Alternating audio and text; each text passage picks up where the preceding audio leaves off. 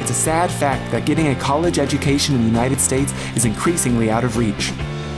When we look back at this time, surging levels of debilitating student debt may come to define a generation of young people. Whether following in our parents' footsteps or proudly trailblazing as first-generation students, we were told early and often that going to college and getting a degree was the safe and practical choice. We were told this is how it works. We were told this is the American dream, and we believed it. So we filled out the applications, we took out the loans, and we went after the American dream we were promised.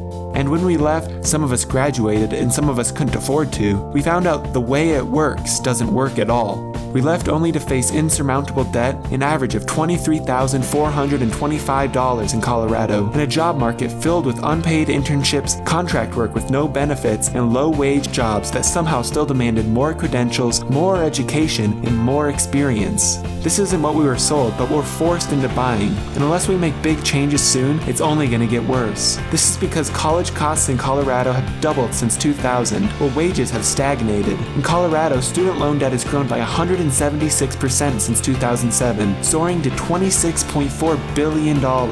Even worse, more than 1 out of 10 Coloradans with student debt are in default and not repaying their loans, and that number will only continue to rise. Trends show that this debt burden is driving racial inequity and keeping young people from buying homes, starting businesses, saving for retirement, and even starting families. Meanwhile, public investment in education continues to decrease. Our debt is sold off to predatory providers who chronically mislead borrowers, and federal loan forgiveness programs are ineffective and mismanaged, growing our debt even further. Higher education has been built up as an essential stepping stone to the American dream, but it's now part of a broken system that leaves young people with debilitating debt and no good options. It's time to restore higher education as a cornerstone of opportunity in Colorado and address the ways greed and negligence have dismantled the key tenet of the American dream.